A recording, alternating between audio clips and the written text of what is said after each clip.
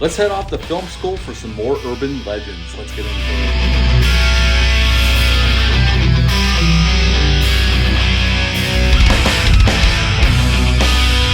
Welcome back to my channel. Hope you're all doing well out there. Today we're going to head off to film school and learn about some more urban legends, baby. But before we do that, smash that like button, hit the subscribe button, join me here. I greatly would appreciate that. Today we're going to talk about Urban Legends Final Cut. Yes, this movie came out September 22nd of 2000, 2 years after the release of the original film.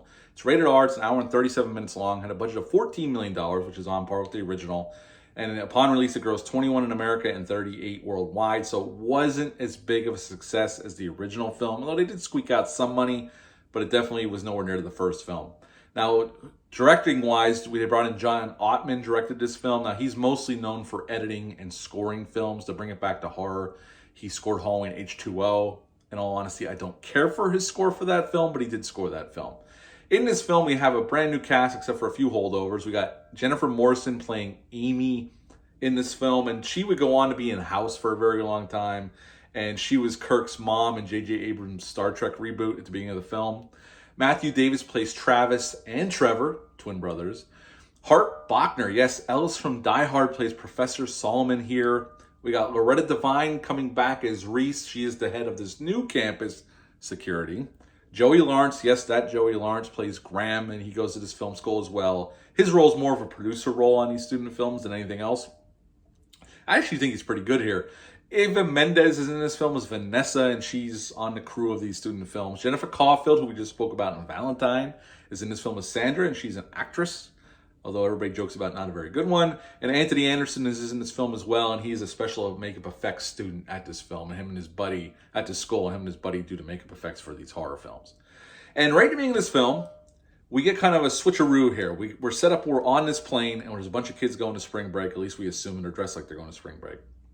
And Jessica Caulfield's character, her and her boyfriend go in the bathroom to join the Mile High Club. And what they don't notice when they go through first class is there are a bunch of dead people in first class. And there's a killer amongst them. And the killer chases them into the cockpit, which two pilots are dead, and she's trying to fly the plane. And all of a sudden you get this face in the airplane's windshield with the director yelling, "Cut, cut, cut," and we realize we're on a soundstage. Now, originally this scene was supposed to take place on a boat, but when they got to Canada, they found this airplane set, and they decided to use it and change the script to fit that because it saved them some money. They didn't have to build a boat set. So that was kind of a happy accident. It is a pretty effective switcheroo in the beginning. I actually kind of like the beginning. It sets up this film school, which is a novel idea, I think. And I think the film school aspect of it, I really do like the setting of this film. It takes place on this very modern campus, and it's snowing out, it's wintertime.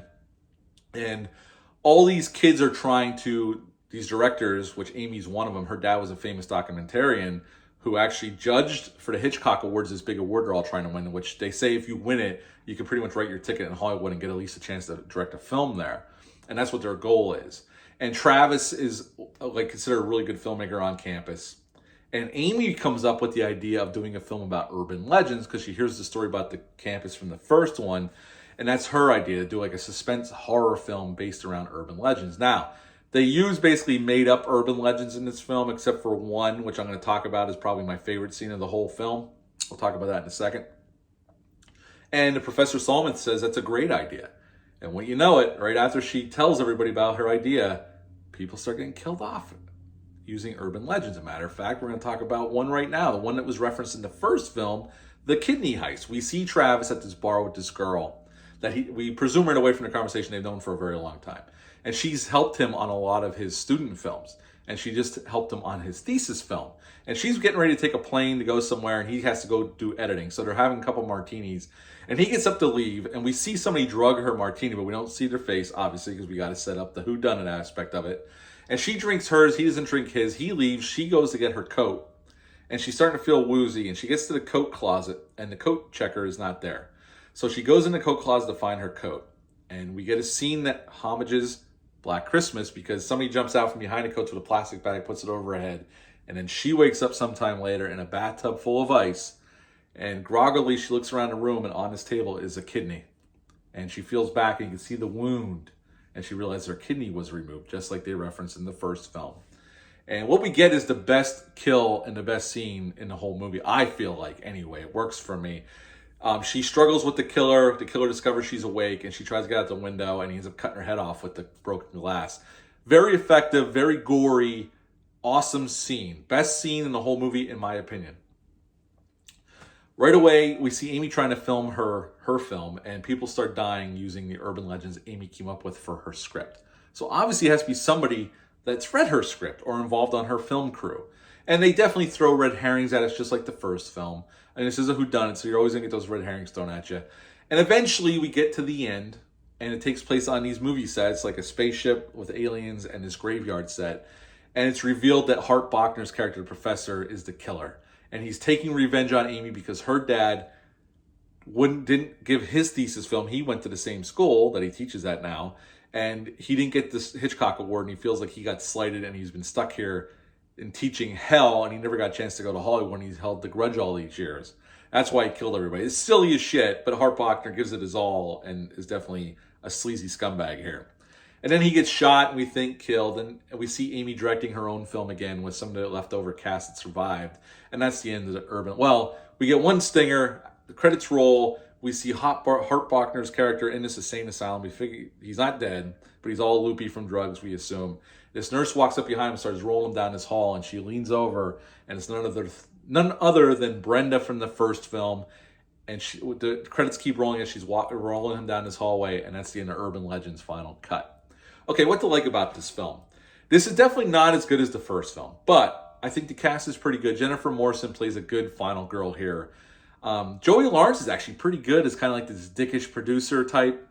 But then at the end, he comes in clutch at the end, but he does. Loretta Devine's good as Reese again, although it doesn't explain what are the odds of her ending up at this college, but it's nice to see her again because she was good in the first film as well. The acting's pretty good here. I like the snowy setting of the college and all this stuff and the misdirection. I mean, I didn't mention too much. Matthew Davis plays Travis and Trevor. After the kidney heist scene, and Travis gets doesn't get the Hitchcock Award. His student film gets lambasted, and the killer, Hart Bochner's character, set up that he killed himself in the clock tower, and we find out that he didn't. He killed him to try to steal his student film to try to get into Hollywood. That's his whole plan. And Trevor was his twin brother, and he gets together with Amy and they try to figure out who did it. That's pretty much where that comes from, that angle of it. Again, like I said, the setting, the snowy setting, the film school, I like all that. It's very novel. It's very cool. I like the misdirection with the film sets and that. All that stuff is good. I think where this film lacks is there's not a lot of suspense. The chase scenes are okay. I don't think it's as well directed as the first film. The kills, besides the kidney heist scene, aren't the greatest, honestly. They're really not. And since the only real urban legend in this film is the kidney heist scene, the rest of them are kind of made up by Amy for her movie, so they're not even real urban legends. I can forgive all that, but there's not a whole lot of suspense. John Ottman does okay with the directing, but he's definitely not as good as Jamie Blanks with the camera shots or the movements or building suspense here. At the end of the day, this is an okay slasher film. The clock tower in the film the university shot out in Canada didn't have a clock tower, so the production built one for the film. And they use it, definitely in certain scenes. Eva Mendes's role actually got expanded a little bit because they liked her so much, so they gave her a little bit more to do during the film. She ends up getting killed, but they gave her a little bit more to do. It's shot up in Canada, like I said. Scott Derrickson actually co-wrote the script, and Scott Derrickson directed Doctor Strange. He did Sinister, Black Phone from last year. So he went on to have a nice little career as well. And the kidney heist scene, which is, my favorite kill of the whole movie and my favorite scene of the whole movie, actually was added later. It wasn't shot during regular production, and it wasn't even planned on being in the movie. When they got back to LA, they realized they needed a kill, something that popped earlier in the film to give the film more weight, and they decided to film that. That was filmed after production. So thank God they did it, because it's definitely the best scene in the whole film. That's my favorite of the whole film. If you get a chance, you could probably check it out on YouTube if you don't want to watch the whole movie. But that Blu-ray from Scream Factory is still available. So if you want to purchase this movie, you can get your hands on it. It's a great documentary on it about the making of this film. At the end of the day, this is an okay slasher film. It's not as good as the first film, but at the end of the day, I would give it a 6 out of 10. 6 out of 10 for Urban Legends Final Cut. If you've ever seen this sequel, leave a comment down below. Let me know. Hit the thumbs up, subscribe button, share this video. I would appreciate that. I'll be back next week with some more reviews and an out of the theater reaction for Scream 6. But until then, bye.